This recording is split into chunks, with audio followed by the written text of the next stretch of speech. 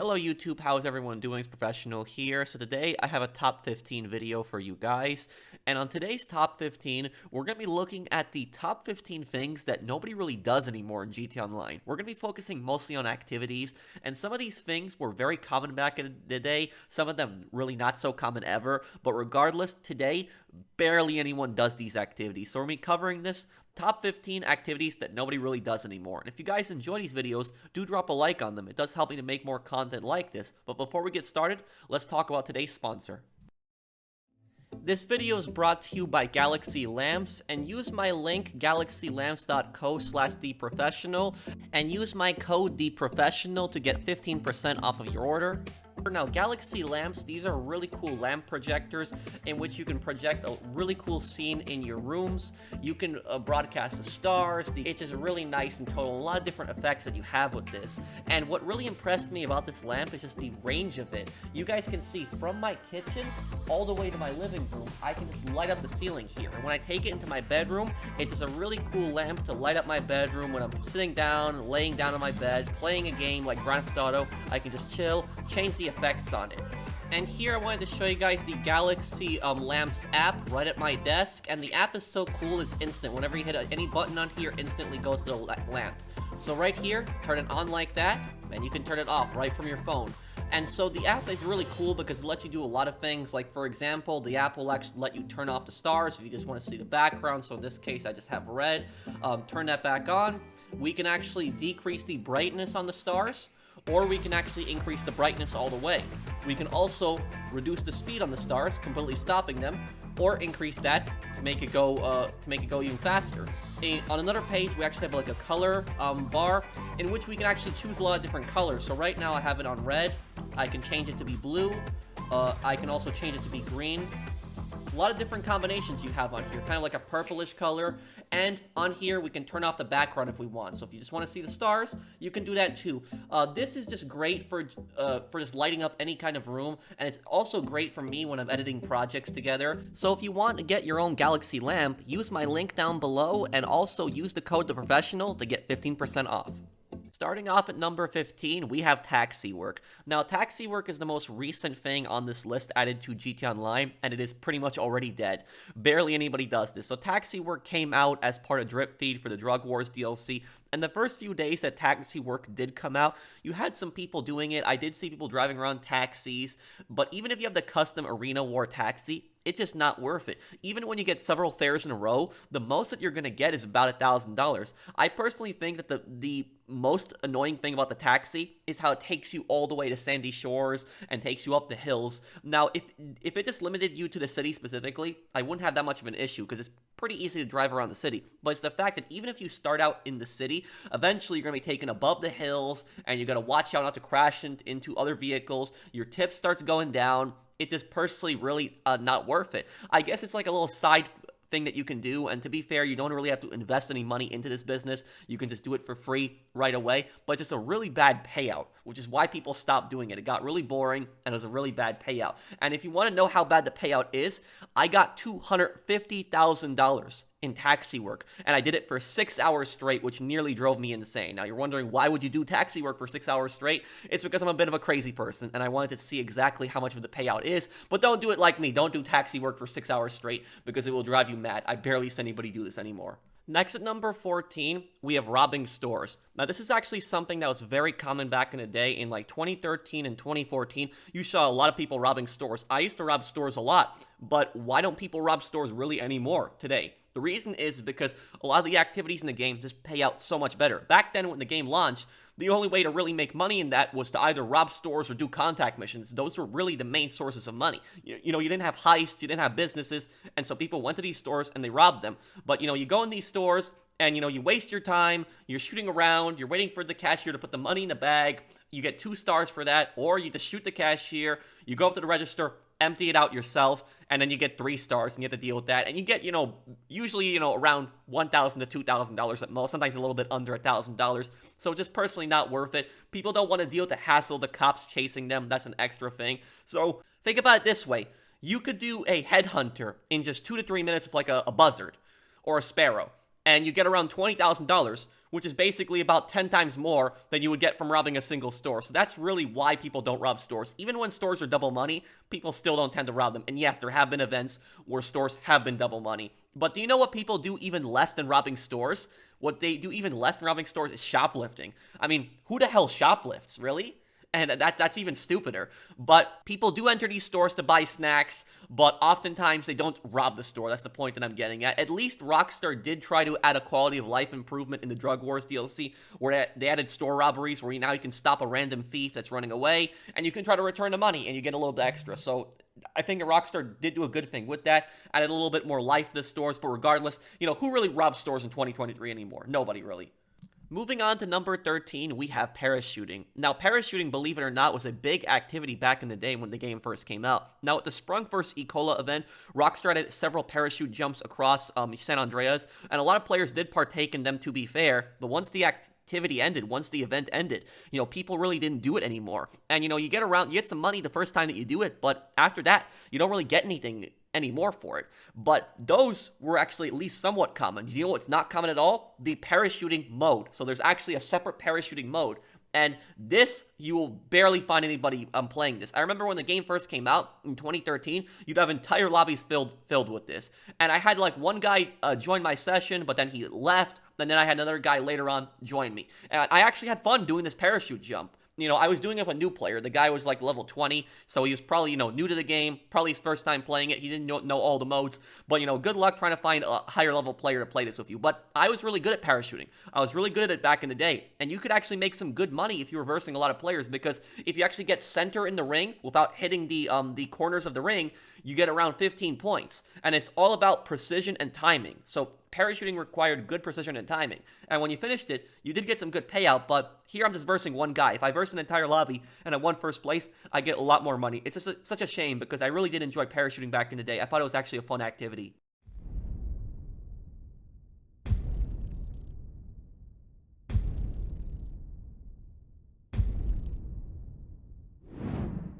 Number 12, we have the original heists. And when I say the original heists, I'm talking mostly, Fleece Job, Prison Break, Series A, Humane Labs, and a Pacific Standard heist. Also, I guess we could throw Doomsday Heist in here too, but Doomsday Heist I would say is a little bit more common. So basically what happened was a few days ago, I had one of my friends that invited me to a Series A heist. I hadn't done Series A in some time, and so I joined. Occasionally I will get invites to heists, and we'll play them and we'll hang out, but I very rarely see people doing the original heist. Even with the pay increase on the original heist, people still overwhelmingly do Cayo Perico and Diamond Casino. Why? Because Cayo Perico and Diamond Casino, not only do they pay much better than the original heist, but you can do Cayo Perico entirely by yourself or just two people in Diamond Casino, and all of the preps you can complete in free mode, and they're simple and you can do them by yourself, versus these heists where you gotta wait for 3 other people to connect, including yourself, and then if somebody leaves, it disconnects, it ruins the whole mission, you gotta get thrown back in the lobby. There's a reason people really don't do these that much anymore, but fortunately our heist went well, we had fun, we did pretty well, and completed the mission on our first attempt. But a lot of times when you play heists, especially with randoms, it doesn't go too well. But in this case, me and my friends had some fun playing it. But I'm going to tell you, back in the day, people did play heist a lot. Very common in 2015 and 2016 especially. But the one thing that was really annoying about heist, and I'll never forget this, is always waiting for that 4th person to join. Waiting for that 4th person to join took forever. At number 11, we have the Simeon export vehicles. And when I say this, I'm not talking about import-export. I'm not even talking about those exotic cars that you can find and you can take to the docks. Instead, I'm talking about the thing that's been in the game since day one, where you drive around, you steal a random car, you get 2 stars, you take it to the pay and spray, change the color on it, and you take it all the way to terminal in the docks to deliver it to Simeon. And I actually was not even planning on including this on this list. It just happened by chance, because I was playing the other day as I was making this video, stole a car, and I got the 2 stars. I was like, wait, I forgot about this completely. I hadn't done this in years. Yeah, so basically, when you steal a random car, depending on if it's Simeon's list, and I think if you don't have Simeon as a contact, I think if you hit him as your contact, I don't think you get the text message, because he usually sends you a text message telling you what cars are available. So I didn't get the text message from him, but by chance, I had stolen a car that he needed. So you basically take it to the pay and spray, you respray the car, and then you take it to the docks, and, usually you get between between $10,000 to $20,000 for the car. Not that much. But people actually did do this back in the day because there wasn't that many ways to make money. But now, I can't think of anybody that's really doing this. I hadn't done this myself in years.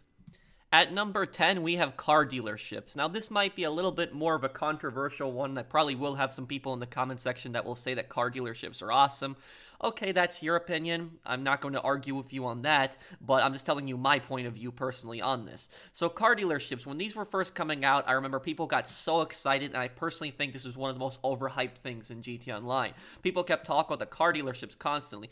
The Simeon car dealership is at least a little bit better than the luxurious car dealership, but the luxury autos car dealership, the one that's in the north of the city, is absolutely useless. It's just stupid. The vehicles rotate in here, to be fair, but literally, you can't even drive these vehicles. You can just go up to the window and you just browse it. Literally, what is the point of that? You could just have your friends spawn that vehicle and you could drive it around if they own it. But why do you just go up to a glass and just browse it? Why can't you test drive it from here? And the thing about this is, do you get some special price or something like that buying it here? No, you don't. It's the exact same one that's on the website. Sometimes some of these vehicles have certain upgrades on them, but you're paying for the upgrades. The vehicle, you can still buy it on the website as well. The luxury autos, or on the San Andreas Southern Autos website. If I go to Simeon's car dealership, for example, here I can drive around these cars, I can test drive them a little bit, but this was just so dead after a few weeks. I remember when this first came out, I saw people grouping up around this car dealership like crazy. But now, I almost never see anybody at the car dealerships. I just don't. I go to the 30-player lobbies, I don't see anybody at the car dealership, nobody there. And when you test drive the vehicles, one really annoying thing about them is that when you end the test drive, you spawn wherever you ended the test drive. You don't spawn right back at the car dealership. Instead, you spawn right where you ended the test drive, which should have just spawned you at the car dealership. On top of that, I think that what they could have done is they could have allowed you on the website. Whenever you buy a car on the website, you could just click like a button, you hit like one button, and you just test drive it, and then he spawns the vehicle for you. That's it. I think they could have made the test driving a little bit more simple. I understand they're trying to add a little bit role-playing here by going into a car dealership and buying cars, but personally, I just think that this failed really quickly, and I think barely anyone uses this now. Moving on to number 9, we have contact missions. Now, this one might be a little bit more controversial, and I know what some people are going to tell me. People are going to tell me, but professional, people do contact missions all the time. Yeah, when they're double money. When contact missions are double money, they're a pretty good way of making money, and you'll find plenty of people that will do them. But when they're not double money, barely anyone does this. And back in the day, this is all people did. Because in 2013 and 2014, we didn't have heists. We didn't have businesses. And it wasn't heist until 2015 and first business until 2016. So people relied on these contact missions for the bulk of their money back in the day. And people made playlists of these contact missions. And I actually sat in a lobby trying to get people to join me on Rooftop Rumble, which nobody joined me. I was inviting a full lobby. Nobody was coming in. The reason that Rooftop Rumble is special is because this is the mission that people grinded like crazy back in the day. If you were one of the original 2013 players, you know exactly what I'm talking about. Rooftop Rumble was the thing that everybody grinded back in the day. I remember I got spammed with so many Rooftop Rumble invites. Oh man, Rooftop Rumble was crazy at its height. Basically, this is a mission where you go into this parking garage, you kill a bunch of enemies called the professionals. I know, kind of funny how I'm called the professional too, but you kill a bunch of the enemies, and you get the briefcase. The mission actually used to have the briefcase in the parking lot, but it actually was changed where a guy drives away with the briefcases to make the mission a little bit longer. Back then, you didn't have the timed payouts, which means that every mission gave you a specific set payout. And this mission, I believe, gave you like over 20 grand each time. It was around there. So no matter how quickly you did it, you got around like 20 grand each time. And so people just spam this. They would get the briefcase, and then they would rush over to Martin's house, and it kept doing this and doing this. And eventually, Rockstar put in the time payouts, and so people stopped doing these missions. But back in the day, these contact missions were very popular. A lot of people did them. Now, you really don't see people doing them anymore. Maybe you'll see a few new players, but veterans of the game, not really. Not unless it's double money. How far contact missions have fallen, right? Number 8, we have hanging out at the apartment with friends. Let's take a look at what the official GT Online trailer says about this. As you make some real money, maybe you can buy an apartment, so friends can stop by and hang out. So you guys see, the official GT Online trailer actually made it seem like there's going to be a lot more stuff to do with the apartment, but in reality there isn't, and the apartment is really boring. I mean, what are we supposed to do here exactly? Drink green juice? I mean, just me and my friend were just running around my apartment just to see, and I remember there's really nothing much to do here.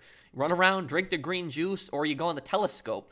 And the telescope, you even on expanded enhanced, which is supposed to be, the best version here, you can't even see fully all the way. Like, I can't even see traffic all the way, and I see actually traffic glitching out at times. The penthouse, on the other hand, the penthouse, while it has more stuff to do, like you can actually gamble in the penthouse, play blackjack or 3-card poker, it has a movie theater room, it has more stuff to do in there, but despite it having more stuff to do, nobody still hangs out at the penthouse. I invited the entire lobby to my penthouse, nobody showed up. You can actually pay $20,000 to throw a party where a bunch of NPCs will show up, but again, not many people take use of this feature. Nobody really does anything. And in fact, really the only useful feature out of this would actually be to get the level 1 key card, because when you tell the maid to actually clean up at that point, you can take a level 1 key card off of their table. But other than that, hanging out at the apartment is just boring. Nobody really does it with their friends. Next at number 7, we have the movie theater and the TV. And let's just face it, who really uses these? The TVs aren't just at the apartment. There are so many safe houses and so many properties where you can watch TV at, but who really does it anymore? Most of the shows on here, I know they're cool, they're entertaining, they're funny to watch, but a lot of us have already seen all of them. I've seen a lot of them just over the years, over and over again. The only really useful thing I'd say about the TV that people still somewhat do is when you want to spectate players. At least it's interesting to see what other players are doing, but some players disable this off of themselves. I know some people have gone AFK on the TVs in the past, but that's because they go AFK not to get kicked. They're not necessarily watching it. And as for the movie theaters, I don't really even need to say anything about the movie theaters. Who goes to a movie theater anymore? There's just 3 movies in it, and we've all seen them numerous times. At number 6, we have CEO and MC challenges. So these people really never did them. Even at the height of CEO and at the height of MCs, people never really did the challenges. People did the contracts and they did the CEO work, don't get me wrong, but the challenges, no. So for challenges for CEO, we got things like cashing out, salvage, auto buyout, due diligence, most wanted, point to point, you get it basically. And if I was to spend a video just talking about the challenges in this, I could spend over an hour because there's just so many different challenges. But like one of the best ones, for example, is point to point, where you just do a race and once the first person that gets there gets 10,500, and if you're doing it with 2 people, you can just split it with your friend, and in less than a minute, you can make $5,000 easy. But a lot of people don't do that. When it comes to the MCs, we have some good, MC challenges, but then we have, some bad ones. Like one bad one, for example, is Search and Destroy. And in Search and Destroy, you're basically riding around in an area, competing with your MC, and you're competing with your MC to find the target. You look for the picture of the target, you try to find the target, and you kill him. And this goes on for, like 10 minutes. And once it finally finishes, you can make over $20,000, which I did in this case. I'm close to like 25,000 at this point, but I personally don't think it was worth it for just 10 minutes, so I can see why people don't do a job like that. However, though, there are other MC challenges like Caged In. Caged In, I never see anybody doing this one, and Caged In is actually really fun. The thing about this is everybody needs to be on a motorcycle in order to participate, so you're not really going to have that many people on MCs doing this. But when it actually does start, basically how it works is there's this ring, and you follow this ring around this orb, and the orb gets smaller and moves faster. And if you actually get knocked out of the orb, if you don't get right back in the orb, you blow up. And it's basically like a last man standing over seat, who can ride their bike the best. I love challenges like this. I think they're cool. So I think a job like Caged In, I personally think is a lot of fun. But unfortunately, a lot of players don't play these MC and these CEO challenges. But what I'll say is experiment next time. When you have, friends in your CEO and your MC, try the different challenges. Some of them you might like. Some of them are bad, I will admit, but there's other ones that are good. And they do actually pay a decent amount, and I think you'll really enjoy them if you give them a chance. At number 5, we have the shooting range. Now, there's 2 types of shooting ranges in GTA Online. The first, the most common one, is at the bunker, and most people have completed this, or at least attempted this. And the bunker is a bit difficult, but once you finish it, you get 3 stars and everything. You do unlock some free ammo and explosives at the back of the bunker. But I'm talking mostly about the shooting range and ammunition. This one I almost never see anybody doing, and I don't remember the last time I actually got an invite to the shooting range, but the shooting range is actually a lot of fun. And if you're ever bored on GTA Online, I suggest to invite your friend to the shooting range. There's a bunch of different challenges. There's one challenge where the more targets you shoot, the more points you have, and that person wins. There's another one where when you shoot your opponent's target, it basically turns it to your color. And the more targets that you have of your color, you win. And there's another one where you can actually shoot your opponent's, you can shoot this little X target, and basically it will block your opponent's targets and then you start shooting yours. There's actually a lot of fun competition here, and you can really test out your skills with all the different weapon types. A lot of fun. Having a lot of fun with my friend here. Unfortunately, people don't really do this anymore. And why? I spent, half an hour in a lobby trying to invite randoms, and I couldn't find one random, so I ended up inviting one of my friends here. I think the reason people don't do this anymore is because they think it's probably going to be the same thing as the bunker shooting range, and also because it doesn't pay you money. But just because it doesn't pay you money doesn't mean that it's not fun. At number 4, we have golf. Now, this might sound very strange to some people, but I actually really like golf. I actually do really enjoy playing it in this game. Now, golf, for obvious reasons, you don't see people playing it that much. Even when GTA Online first came out, you never really saw people playing it that much. And I invited a bunch of people to this. I had a friend join, and I also had a random join. I was actually surprised that people had joined so quickly. But we played a few rounds of golf. It's actually decently fun. Now, with golf, you need to time it. It's about timing. It's about precision. You need to know what club to use. You need to know how strong you want to hit it. You need to watch the wind, what swing pose you want to use. So golf is a game that actually requires a lot of skill and a lot of planning in this game. That's generally what I like about it. But why don't so many people play golf? Why don't they play it? I think the reason that people don't play golf is because of the patience. I think a lot of people don't have patience. They consider it boring. You're not really killing anything. You're not driving anything around. No vehicles, and so they just basically look at this and they think that it's boring. But me personally, I enjoy it, and I personally think that golf and tennis, which tennis I'll talk about in a little bit, I think they should get a quality of life update. And what would I do? What kind of quality of life update would I do for golf? What I would do is I would add something called tournaments. And imagine if they had like golf tournaments, like where like the top prize is like $1 million. And like 10 people could enter it. And first place would win $1 million, second place would win $500,000, third place would win like $250,000. So if you had like an actual tournament that went down and people got eliminated, I think that people would play this. And imagine there's like a cutscene at the end where you actually get a trophy. I think something like that would be really cool, and I would really enjoy it. I mean, wouldn't you guys? Let me know what you think of my tournament idea if you'd like to see something like that, because I think that's one way to encourage people to actually play these sports. If you could actually win big money playing against players, I would like it. And also make the money so that players aren't betting it. Make it just a default tournament money. That'll even attract more players to play it. Moving on to number 3, we have tennis. Now, tennis is another sport, and a lot more people actually hate tennis than golf. I could find way more people that will be willing to play golf with me than tennis. Now, why do people hate tennis so much? The reason people hate tennis so much is because it takes so long. One set, I'm not an expert in tennis, but I believe that one set is 6 games. Correct me if I'm wrong on that. But that's basically what I got for this. I invited a bunch of randoms, and I actually had a random join. I was surprised that he joined pretty quickly, but we played. It was actually a pretty close match. I won, but not by that much. So, tennis does take some skill, but again, it just takes very long. And if you guys actually want to watch my entire tennis match, I'll probably put it as an unlisted video in the description. So if you guys want to watch me versus this guy, we play like a whole set, I'll have that in the description. But again, tennis, you don't really see people doing it much. It just takes too long. A lot of people consider it boring. I don't think I consider it really that boring, but I do consider it too long. I think it's definitely too long. I can see why people get bored of it. But I'll tell you guys a funny story once. Years ago, I wish I would have caught this on camera. I wish I would have recorded this. But basically, years ago, I had some guy, crazy KD warrior that was just attacking me in GTA Online, constantly easy way outing. And what happened was the guy kept spamming me 1v1 invite, 1v1 invite, 1v1 invite. And he was hoping I was going to invite him to a deathmatch, some stupid, map where we're just going to keep killing each other over and over again. You know what I did? I invited him instead to a tennis match. Yeah, the guy wasn't too happy. He left immediately after that.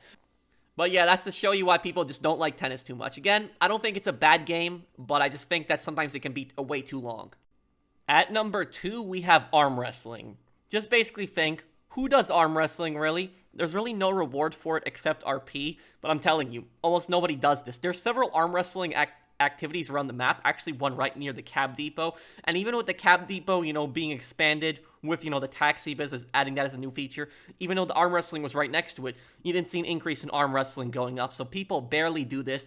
I played against a few randoms. I played against, a guy dressed as a chicken right here. Arm wrestling, it's a bit fun. You have to constantly keep moving your joystick left and right as fast as possible to try to beat the other player. It can be tiring, but the thing about it is every time I play arm wrestling, I'm actually worried I'm going to break my controller, which is probably one of the reasons that actually people don't play it. Probably worried they're going to damage their analog stick. It also is available actually at the MC Clubhouse, where that you can just do it directly with your friends. You don't need to invite them to something, but just really think about it.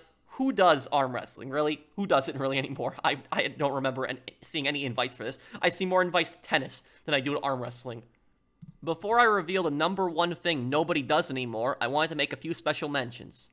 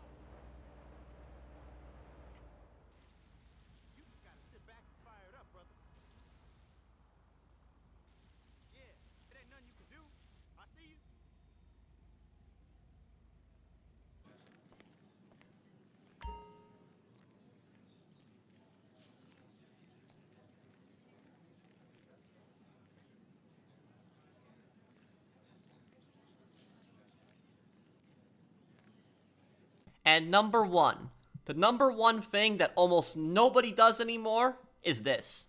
We're going viral. It's like the bubonic plague. Coming, Alan! It's Al. Alan sounds old.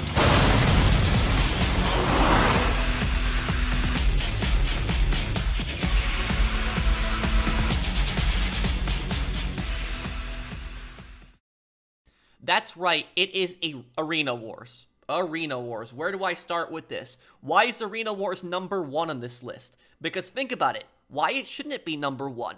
An entire update. An entire large update that's dead. And Arena Wars was not a small update. It was actually a pretty big update that died.